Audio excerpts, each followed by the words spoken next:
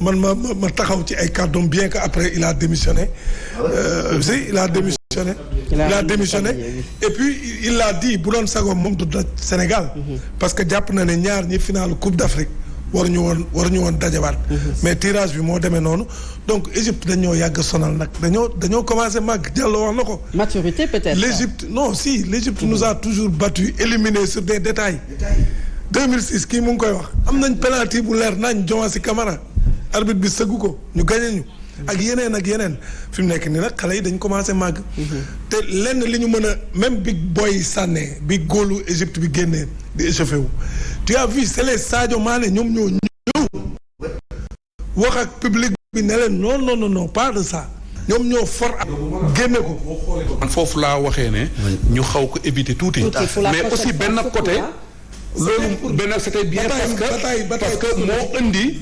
pression bi nga xam ne égyptiens yi am pression mais est-ce que aussi mënul yegg foo xam ne mën nañ ci am ay sanctions. xam nga li ñu war a moytu par contre li ñu war a moytu équipe yi di dem di échauffé lu nekk lañ leen sànni gis nga ñoom Sadio Mané bi ñuy duggaat ci vestiaire sànni dañ leen ay dox ak di leen saaga ak lu nekk. tant que nit gaañu si rek dogguma la tant que nit gaañu si rek pour man problème mënul am parce que liy arrêté match arbitre bi xam na ko am na ay fait yoo xam ne bu amee c'est l'arbitre qui prend la décision d'arrêter la partie mais loolu amu fa donc boo xoolee ñoom Sadio Mané protégé nañ leen après gars booy yi dañoo bàyyi.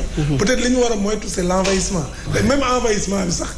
c'était pour vraiment montrer la joie des supporters. qualifiés fin de partie la boobu sifflé nañu.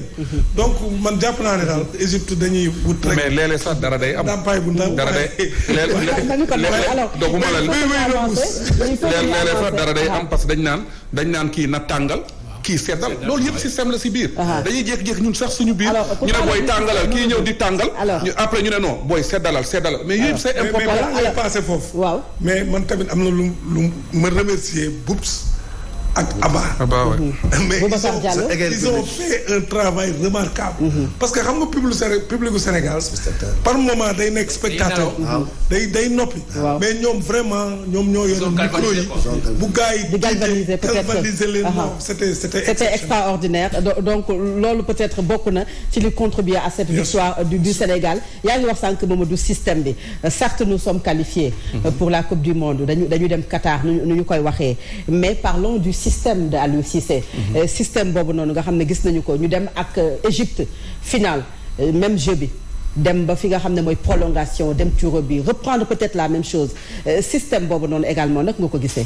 xam nga man li ma gis parce que souvent ñu bëri jàpp nañu dañuy am problème ci li nga xam ne moom mooy système bi bu fekkee ne équipe bi dafa indi benn doxalin boo xam ne ñun pour ñu mën ko dégg. xam nga système mu Aliou Cissé bi ku si nekk yaa ngi siy wax xoolal li ma lay wax depuis bi Aliou Cissé yore équipe ba léegi ñu ngi wax ci système bi mais toujours moom dafa dee ak système am ak li mu gëm mais si biir système yi boo xoolee ça dépend équipe bi ngay dajeel ak match bi lan lay laaj.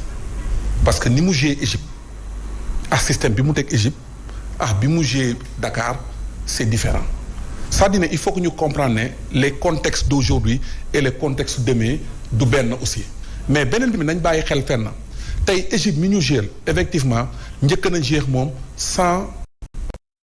120 minutes mënuñu ko dugal ñu joué waa tax moom 90 dugal posé nañ question ne Égypte bi ñu mënul dugal loolu mais naka lañ koy mën a dugalee match bi di ñëw nii ba war a mën a dugal dee bi mais si biir loolu bu leen fàtte ne équipe bi kenn mënu la wax ne du créer occasion de but dafay créer ay occasion de but mooy ni ma doon wax ne équipe nationale contre Égypte finale bi dafa créer lu mu bon 3 à 4 occasions de but match bi ñu dem Caire lu mu bon créer na 2 ou 3 occasions de but après am na rectification yu ñu war def mooy comme match bi passé comme am avant-centre de pointe boo xam ne normalement am na bal yoo xam ne warul jaar mooy dernière tiers bi ki nga xam ne day exploser wu pour dem man c'est ce que j'ai dit parce que match day toll foo xam ne tey malgré défensif on joue défensif mais si devant on avait Sadio Mané on avait Ismaïla Sarr mais des fois Famara est-ce que explosion boobu mu doon war a def noonu loolu la war a gën a liggéeyaat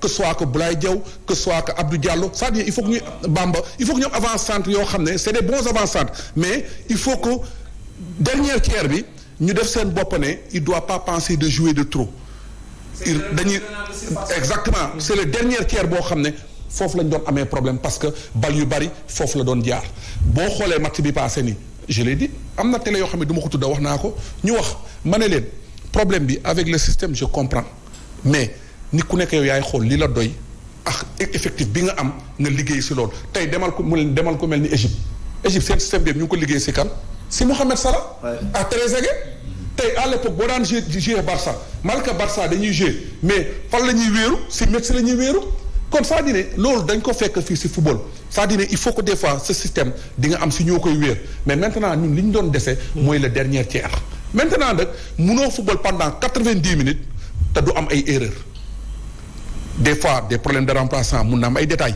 munul ñàkk man sama point de vue je donne comme match bi passé tey jii bi mu demee ba dernière minute man je préféroon Idrissa Gana ñëw Nampalys toog foofu noonu mais après man nekkuma si xelu entraîneur bi bu ñu fàtte ne kooku beneen côté la mais beneen côté jàppale ne entraîneur tamit dafa am ay homme de confiance am ay homme de base am parce que say homme de base du waroo leen génne seen équipe parce que ñooñu li ngay soxla chaque jour ñoo la koy defaral parce que ça fait longtemps ñu ngi si équipe bi. C'est vrai que c'est une année de performance et de sacre parce que boo jëlee Coupe d'Afrique jëm qualification Coupe du Monde critique yi du bari comme la mu doon baree ay jamono mais ba tey am na ñoo xam ne jàpp nañ ne système bi quand même am na lu ñu ci mën a wax bu fekkee ne Égypte souvent bu defee bloc bas Sénégal dafay am jafe-jafe pour ñëwaat nag nga ko gisee. non xam nga man xam nga tax du ma wax système tey par exemple bu Ismaïla Sarr dugaloon bal yooyu kenn du wax. Personne n'aurait crié au scandale parce que loolu aussi c'est pas l'entraîneur.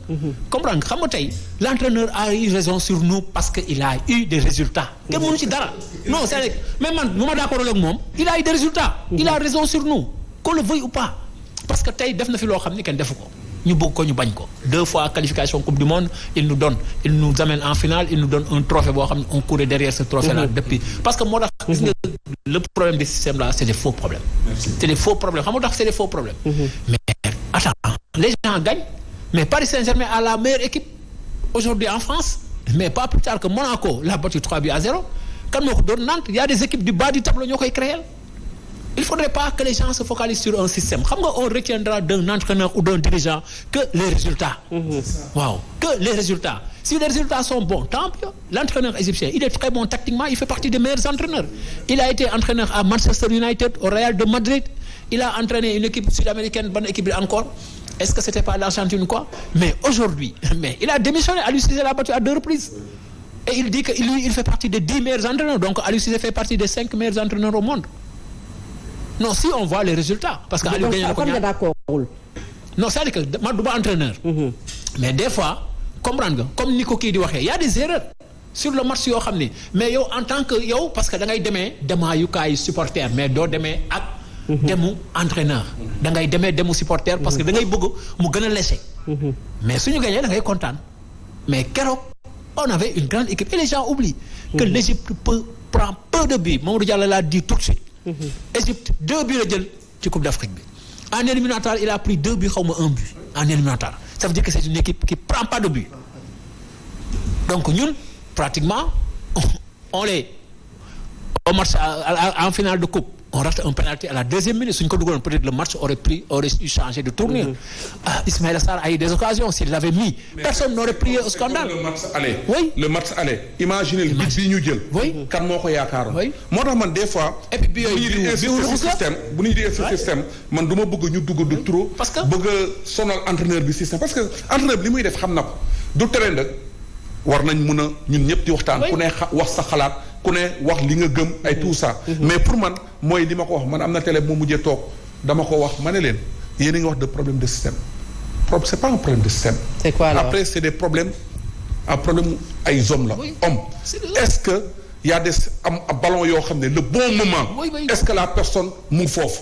parce que kenn mënul wax ne équipe Sénégal déjà du créer du créer occasion da koy créer mais après fi ñu doon amee problème c'est le dernier tiers mooy l'avant-centre de pointe.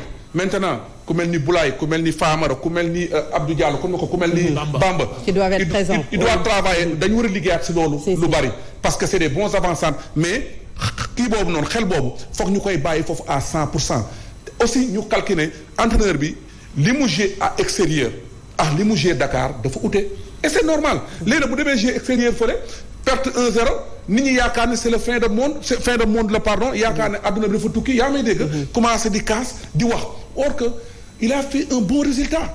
wax naa ko benn télé mais il a fait un bon résultat. ce résultat là tey. man ne woon naa leen lu munti am dañuy gagner Égypte te j'avais dit que dañuy gagner Égypte 2-0 te boo xoolee dernier bitu Ismaïla Sarr. mais mënoon nañ gagner 2-0 mënoon nañ ko gagner ñu bàyyi la nga yeggale Mbaye Sarr. voilà donc man je pense que ça c'est un faux débat. le problème de système là parce que un entraîneur il a beau gagner il a beau autant pour moi il a beau avoir un très bon système s'il ne gagne pas il quitte. Maintenant, Aliou Cissé, quoi qu'on puisse dire, qu'est-ce qu'aujourd'hui on peut lui reprocher? Absolument rien. Parce que nous, il nous a donné satisfaction, quoi qu'on puisse dire. C'est vrai que, comprendre nga am nañu ko gëmul, mais il campe sur sa philosophie. Et puis ñun dafa am benn détail boo xam ne dañ koy fàtte. Nous, on ne maîtrise pas son environnement. Nous, on est à la périphérie. On n'est pas au cœur. Pour maîtriser l'environnement qui fait que Aliou Cissé joue avec tel ou bien joue avec tels hommes. mais yéen loo leen ko tegoon dañ ko tegoon ne ko